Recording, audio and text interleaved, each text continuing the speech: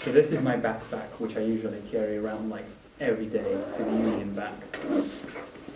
All the essentials that I need is just the laptop to be able to work, and in office, and in home, if you have like carry it around the uni and any place. So essentially to the laptop, all the periphery. Since my battery drains in my phone like every 10 seconds, I have to charge it, so I need to be sure that I carry the charging wire every time. An additional nice Tinkoff mask, which I can always put on if in case I don't have any fresh.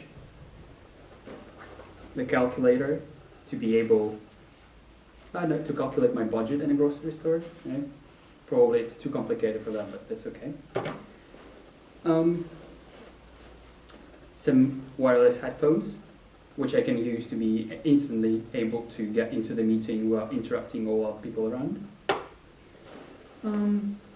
Some change for the groceries, and this special pen, which I only use in exceptional cases because it was given me with some symbolism to like England.